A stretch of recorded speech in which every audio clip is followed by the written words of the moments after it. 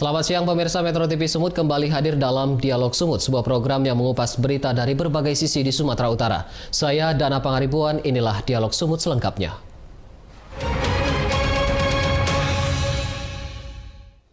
Pemerintah Provinsi Sumatera Utara telah menerima usulan konsep kenormalan baru yang dikaji oleh 33 kabupaten kota di Sumatera Utara. Konsep tersebut telah dikaji dan disesuaikan dengan kultur daerah masing-masing.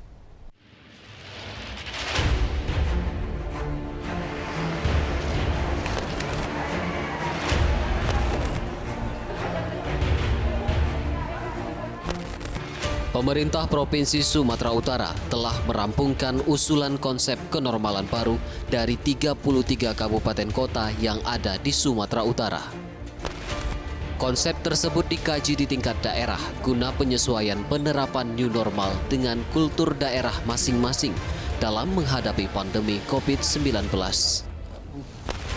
PLT Kepala Dinas Komunikasi dan Informatika Sumatera Utara Irman Umar menyampaikan konsep new normal yang diterapkan nantinya akan memiliki aturan dan sanksi. Jadi 1 Juli nanti ada proses sosialisasi, tapi waktunya tidak lama. Tapi memang 1 Juli mulai berlakunya. Tapi pemberlakuan terutama sanksi-sanksinya itu tentunya tidak serta-merta. Ada tahapan-tahapan yang harus kita lakukan pendekatan persuasif kepada masyarakat agar masyarakat lebih memahami, lebih tahu tentang dampak COVID-19 ini. Pemprov Su optimis kenormalan baru di Sumatera Utara dapat diterapkan pada 1 Juli 2020 agar roda kehidupan masyarakat dapat berjalan normal di tengah pandemi COVID-19 dengan tetap menjalankan protokol kesehatan.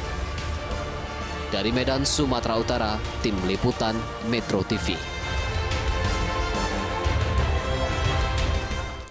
Dalam Dialog Sumut hari ini kita akan membahas tema Siapkah Warga Sumut menuju New Normal bersama dengan 3 narasumber saya yang telah terhubung melalui panggilan video. Dan di segmen pertama kali ini kita sudah terhubung dengan juru bicara gugus tugas COVID-19 Kota Medan, Mardohar Tambunan. Selamat siang, Bapak. Selamat siang, Pak Dana.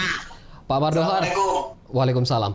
Pak Mardohar, melihat perkembangan kasus COVID-19 di Kota Medan saat ini seperti apa datanya? Apakah masih mengalami kelonjakan atau kenaikan? Baik, terima kasih Pak Dana. Ya, sesuai dengan perkembangan saat ini untuk Kota Medan pada hari Jumat, ini perkembangannya terjadi peningkatan kembali yang signifikan.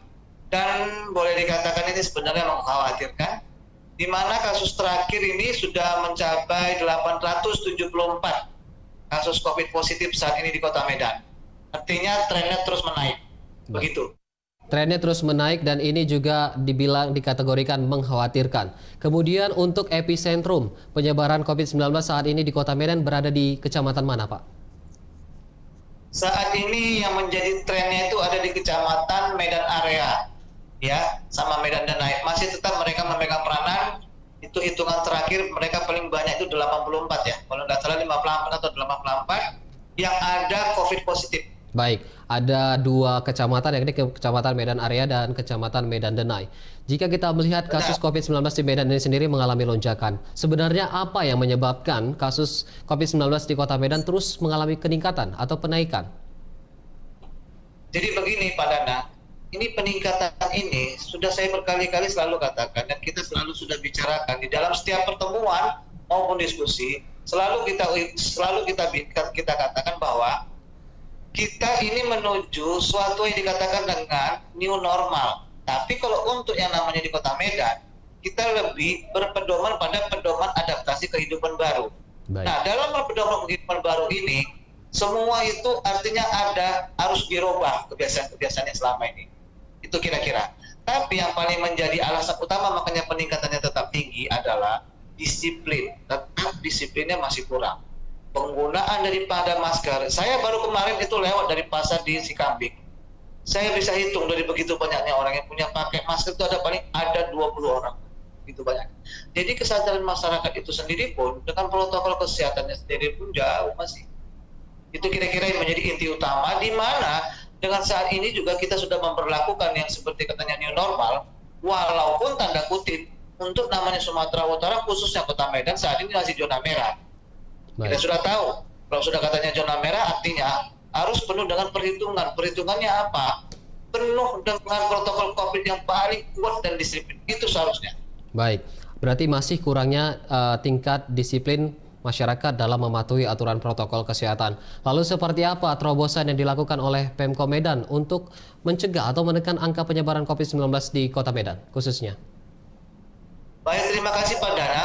Untuk saat ini dari mulai kita dari bulan Mei sampai sekarang itu kita sudah kekhawatiran ini sebenarnya sudah kita pikirkan ya. Bagaimana kita membuat suatu terobosan, upaya-upaya yang kita lakukan dalam menekan angka kasus COVID positif ini, COVID-19 ini, yaitu bagaimana kita sebanyak mungkin, sekuat mungkin bergerak melaksanakan yang dikatakan dengan tracing, untuk menemukan yang dikatakan dengan kasus COVID itu sedini mungkin. Itu yang kita lakukan sampai saat ini dengan cara melaksanakan dari mulai rapid massal yang selektif dan swab. Baik, sudah dilakukan pemeriksaan rapid test massal dan secara selektif. Kemudian saat ini kan kita menuju atau masa transisi menuju new normal. Lalu seperti apa sosialisasi dan juga apakah Medan yang saat ini sudah berstatus zona merah baik di kecamatannya seluruhnya layak untuk menerapkan yang namanya new normal? Baik, terima kasih Pak Dana. Persiapan menuju yang dikatakan dengan kalau kita di Kota Medan itu adalah pedoman adaptasi kehidupan baru ya.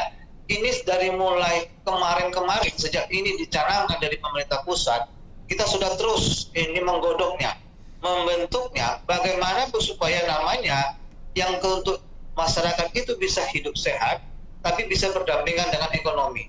Nah, ini udah berkali-kali juga kita sampaikan di setiap pertemuan bagaimana supaya protokol COVID ini adalah menjadi kunci utama. Nah, kalau kita cerita tentang yang dikatakan new normal, artinya banyak yang harus kita rubah. Bagaimana kehidupan kita yang sehari-hari selama ini dari perilaku hidup bersih dan sehat. Kemudian kita juga akan mengubah efek kepada kepribadian kita. Baik. Ya, bagaimana supaya kita lebih sehat, ya.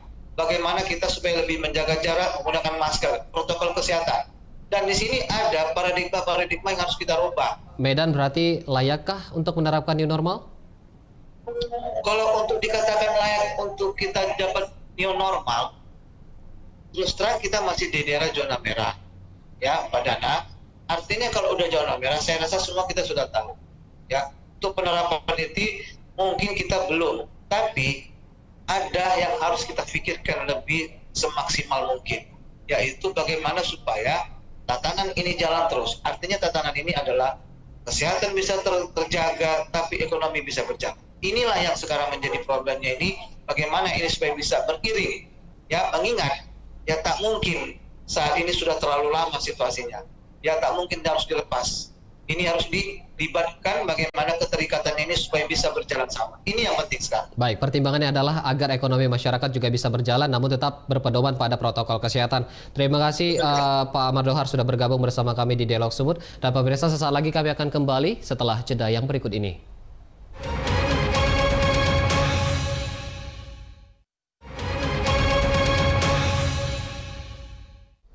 Anda masih bersama kami di Dialog Sumut. Tadi kita sudah berbincang dengan juru bicara gugus tugas COVID-19 Kota Medan, Mardohar Tambunan. Dan kita lanjutkan perbincangan dalam Dialog Sumut dengan dua narasumber saya yang lainnya, yakni pakar epidemiologi tim PIE Sumut, Dr. Putri Ayanur, dan sosiolog dari Universitas Sumatera Utara, Profesor Badarudin. Kita akan berbincang langsung dengan dokter dulu. Tapi sebelumnya saya mengucapkan terima kasih sudah bergabung di Dialog Sumut. Dokter, untuk saat ini boleh digambarkan situasi COVID-19 dan angka reproduksi COVID-19 di Kota Medan dan Sumatera Utara seperti apa, Dr. Putri Ayanur? Baik, terima kasih atas kesempatannya dan saya juga merasa berterima kasih diundang kembali. Moga-moga informasi kita hari ini bisa membantu dalam menanggulangi COVID ini ya. Pada saat ini situasi di Kota Medan, untuk Sumatera Utara dulu saya sampaikan, angka reproduksinya adalah di 1,7. Sementara untuk Kota Medan sendiri adalah di angka 1,8. Angka ini tentunya sudah menurun dari 2 minggu sebelumnya, tetapi masih tidak yang kita harapkan, karena kita sangat menunggu di mana angka reproduksi itu menjadi di bawah 0. Baik, berarti untuk Sumut masih 1,7 dan Medan 1,8. Dokter, ini melihat angka kasus COVID-19 di Medan dan Sumatera Utara terus mengalami kenaikan atau lonjakan. Apa sebenarnya yang menyebabkan kenaikan ini bisa terjadi di dua daerah, khususnya di Kota Medan dan wilayah Sumatera Utara? Oke. Seperti yang kita ketahui, angka ketika kita menghitung R0 atau angka reproduksi, kita melihat pada angka kejadian. Angka kejadian yang dilaporkan yang meninggi bisa akibat dua hal. Yang pertama adalah hal yang baik, karena kita mempunyai fasilitas laboratorium yang sudah bertambah. Dengan bertambahnya fasilitas laboratorium, tentunya kita mendapatkan hasil pemeriksaan PCR yang jauh lebih cepat dari sebelumnya. Kalau sebelumnya kita mempunyai waktu tunggu mungkin 10 hari, sekarang kita punya waktu tunggu mungkin hanya 2 hari. Bisa jadi angka yang tinggi ini merupakan angka akumulasi dari spesimen yang selama ini tertunda untuk. Nah, kalau dari sisi buruknya yang kita lihat adalah kesadaran dari masyarakat dalam mengaplikasikan protokol kesehatan yang masih sangat kurang. Kita bisa lihat bahwa di Kota Medan atau mungkin di Sumatera Utara secara general menjalankan protokol kesehatan terutama menggunakan masker dan social distancing masih belum diaplikasikan dengan sebaik-baik. Jadi penularan atau kontak dari orang ke orang itu masih sangat tinggi. Dan ini kita ketahui sejak lama bahwa untuk Medan maupun Sumatera Utara, transmisi komunitas itu sudah ada. Jadi saat ini kita sudah tidak bisa mendeteksi ketika seseorang positif, apakah kita bisa men-trace dapatnya dari mana, tapi ada juga sebagian yang kita tidak ketahui mereka mendapatkan infeksinya dari siapa. Baik, artinya adalah saat ini masih rendah kesadaran masyarakat dalam memahami protokol kesehatan. Saya alihkan ke sosiolog bersama Profesor Badarudin. Prof, ini tadi disampaikan oleh Dr. Putri bahwa saat ini rendah tingkat kesadaran masyarakat dalam mematuhi protokol kesehatan. Dan bagaimana sosiolog melihat perilaku masyarakat saat ini dalam menghadapi pandemi COVID-19? Apakah sejalan? Saya pikir saya sepakat dengan Ibu Dr. Putri ya yang sudah menjelaskan tentang rendahnya kesadaran masyarakat Sumatera Utara dan khususnya Kota Medan barangkali terkait dengan pencegahan penularan COVID-19 ini. Tadi juga disebutkan hal ini mungkin terkonfirmasi juga dengan data-data yang ada di Sumatera Utara yang masih terus kalau kita lihat meningkat ya walaupun tadi ada sedikit penurunan tapi belum seperti yang diharapkan.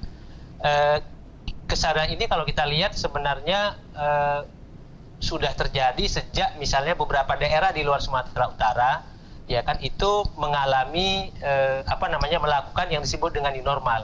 Sementara Sumatera Utara sendiri kan kalau kita lihat belum sebenarnya masih mewacanakan untuk melaksanakan new normal. Kalau memang memungkinkan saya dengar sekitar Juli nanti.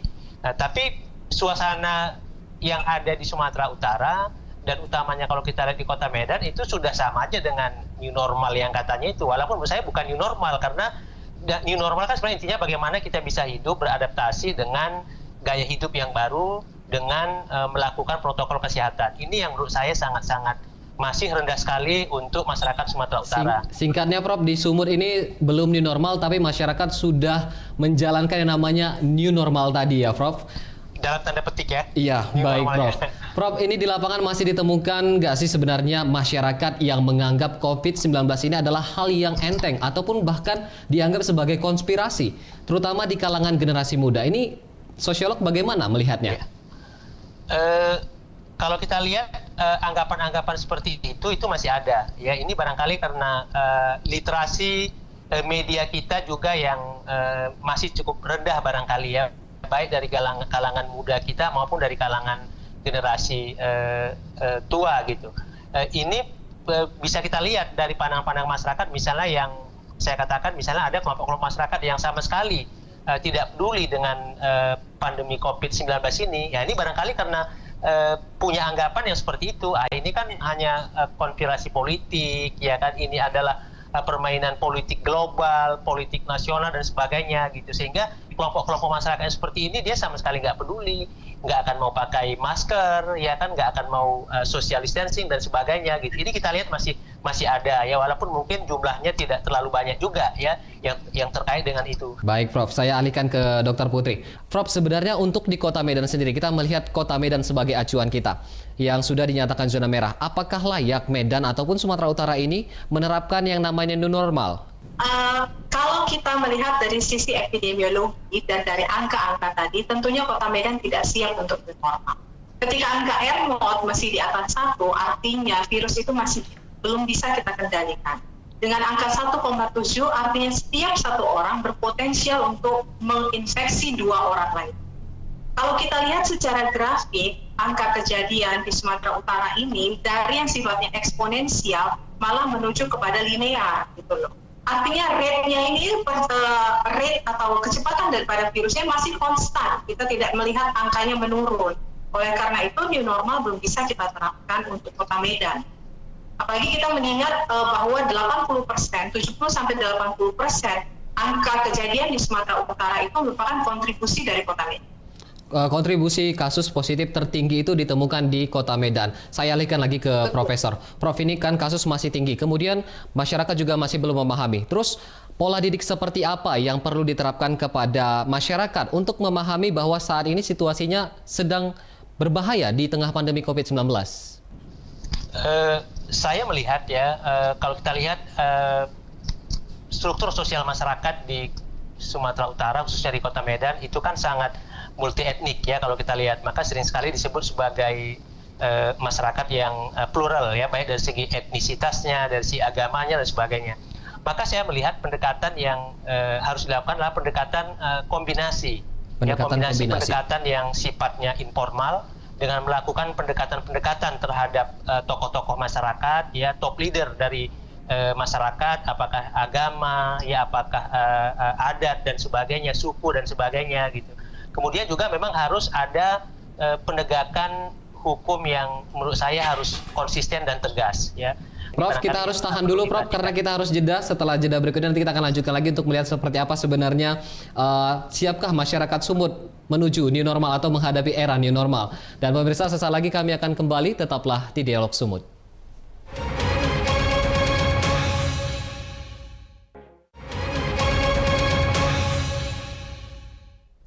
Kembali lagi di Dialog Sumut dalam tema siapkah warga Sumut menuju new normal. Saya akan langsung saja berbincang dengan Profesor Badarudin. Prof, tadi disampaikan bahwa harus ada aturan ataupun sanksi yang mengatur dan ini harus sifatnya tegas. Namun sosialisasinya harus dilakukan secara persuasif. Lalu saat ini kan situasi COVID-19 mengalami lonjakan, di mana Kadis Kesehatan Provinsi Sumatera Utara sempat menyebutkan bahwa puncak kasus COVID-19 di Sumatera Utara ini diprediksi akan terjadi pada bulan Juli mendatang. Siap atau tidak sebenarnya masyarakat Sumatera Utara untuk menuju new normal atau menjalani kehidupan di era new normal? Kalau kita melihat apa yang dinyatakan oleh Kadis Kesehatan tadi di bulan Juli, saya pikir kita harus persiapan dari awal ini. Jadi persiapan menuju new normal dulu. Contohnya kira-kira seperti apa? Hendaknya pemerintah ya itu harus punya semacam ikon. Katakan misalnya pasar itu dibuat betul-betul mengikuti protokol kesehatan dan ini terus digaungkan di tengah-tengah masyarakat Kota Medan. Ada loh yang bisa melaksanakan protokol kesehatan dengan baik, yang bisa ditiru oleh katakan misalnya pasar-pasar yang lainnya yang sama. Ini saya ngelihat di Kota Medan misalnya kita belum punya itu, khususnya pasar-pasar tradisional. Kalau pasar-pasar modern, mall barangkali itu mungkin lebih baik lah ya penataannya. Tapi yang pasar-pasar tradisional kita belum melihat itu. Sementara ini kan sangat dibutuhkan oleh masyarakat kita gitu. Nah, sehingga nanti kalau pemerintah sudah punya contoh gitu loh, ya yang baik pelaksanaan protokol kesehatannya di pasar tradisional itu akan lebih mudah untuk ditiru oleh kelompok-kelompok pasar-pasar yang lainnya. Tapi kalau sekarang orang lihat di sana sama aja kok, di sana juga seperti ini kok, nggak ada contoh yang baik. Ini barangkali salah satu cara yang bisa ditempuh oleh pemerintah ya, baik pemerintah provinsi maupun pemerintah Kota Medan. Kemudian yang lain barangkali dengan cara melibatkan seluruh komponen masyarakat yang ada, termasuk tokoh-tokoh muda gitu. Karena kalau sekarang kalau kita lihat ya kaum milenial ini justru ini yang banyak ini yang lalai ini, karena mungkin selama ini pemahaman literasi yang mereka dapatkan itu adalah yang muda-muda itu orang Medan bilang kebal kok gitu, nggak apa-apa gitu, dia akan tahan dengan pandemi ini, sehingga mereka sedikit agak cuek. Ini barangkali juga menjadi kelompok sasaran yang harus didekati oleh pemerintah, karena kan mereka bisa menjadi OTG ya, orang tanpa gejala yang bisa menularkan kepada siapapun, apakah di rumah, di lingkungannya dan sebagainya. Harus ada pendekatan yang lebih persuasif dan kemudian melibatkan generasi muda. Dr. Putri, tadi disampaikan juga oleh Profesor bahwa memang harus melibatkan generasi muda. Saat ini kan angka COVID-19 masih melonjak naik nih dok. Pertimbangan ekonomi mengharuskan Sumut siap atau tidak siap menargetkan penerapan new normal pada bulan Juli, tepatnya tanggal 1 Juli. Dan menurut tanggapan dokter ini seperti apa? Karena pertimbangannya adalah kehidupan dan perekonomian. Baik, serba sulit ya memang ketika dibentrokan antara ahli kesehatan ataupun epidemiolog dengan ekonom. Kembali lagi, karena kita memang mempertimbangkan ekonomi, maka siap atau tidak siap dalam tanda kutip, kita ini sudah digiring opininya, bahkan kondisinya untuk masuk kepada new normal. Nah, sebenarnya kita sendiri sudah menyiapkan beberapa indikator. Indikator ini yang kita rujuk dari yang disebarkan oleh WHO. Indikator untuk memastikan bahwa kita siap di dalam new normal. Yang pertama sekali indikatornya adalah perlindungan masyarakat, itu yang paling penting. Nah, salah satu contoh perlindungan masyarakat itu adalah memastikan tersedianya alat untuk sanitasi, terutama hand washing dan masker di kalangan masyarakat. Contoh yang paling sederhana, indikator diminta 50% public place atau tempat umum dan juga public transportation atau kendaraan umum menyediakan hand sanitizer minimal 50%. Kalau kita bisa memastikan itu, mudah-mudahan kita bisa mendapatkan 50% dari populasi di Sumatera Utara ini ataupun di Medan akan rajin melakukan cuci tangan. Itu langkah awalnya. Nah, kemudian penggunaan masker. Kita tahu bahwa dengan menggunakan masker, baik kita terinfeksi ataupun tidak, akan meminimalisir penularan, bahkan sampai hanya 1%. Dan itu juga harus kita pastikan bahwa minimal 75% dari populasi kita menggunakan masker. Nah, mungkin merujuk kepada apa yang disampaikan oleh Prof. Badarudin, kita bisa melibatkan masyarakat ataupun pemuda atau siapapun untuk menggunakan masker tadi, mengingatkan sesama ketika kita melihat orang yang tidak menggunakan masker. Itu indikator yang pertama. Lalu ada lagi indikator untuk perlindungan petugas medisnya. Nah, ini kita memastikan bahwa ketika kita masuk ke new normal, bahwa segala kebutuhan medis yang disebutkan, mau itu masker N95, mau itu rumah sakit, dan lain sebagainya, itu harus siap minimal 75%. Baik. Kalau kita yakin bahwa kita memenuhi sebesar 75%, mudah-mudahan, ya kita tidak meminta bahwa angka itu akan melonjak seperti yang diprediksi. Mudah-mudahan kalau kita siap 75%, apapun yang terjadi kita bisa menghadapinya di depan. Baik. Itu.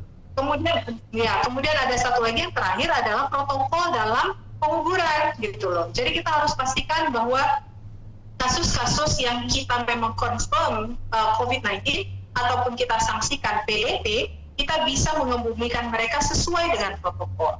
Gitu loh. Ini juga masih kontroversi ya, karena masyarakat masih tidak mau keluarganya dikebumikan dengan protokol COVID-19. Berarti dokter ada standarisasi yang harus dipenuhi terlebih dahulu sebelum kita masuk era new normal.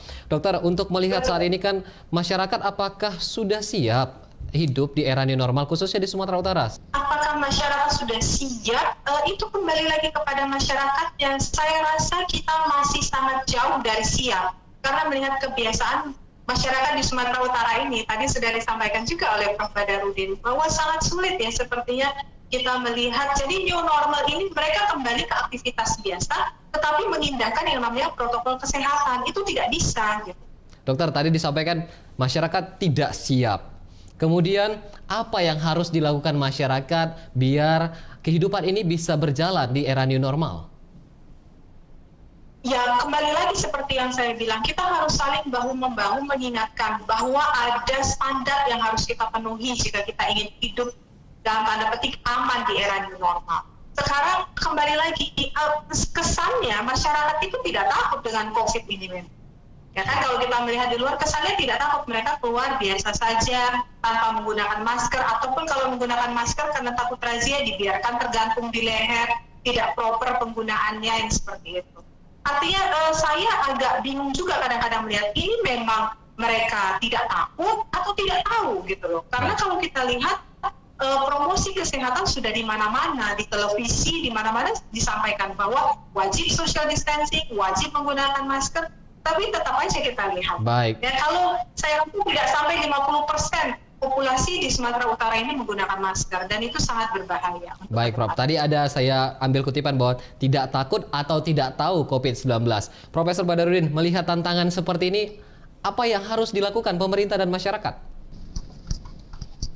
Seperti yang saya sampaikan di awal tadi, pendekatannya memang harus kombinasi, ya. Kita tidak hanya bisa semata-mata menerapkan pendekatan formal saja, ya, pendekatan hukum saja, tapi juga harus melakukan pendekatan-pendekatan dengan kelompok-kelompok masyarakat. Ini barangkali yang perlu kita lakukan bersama.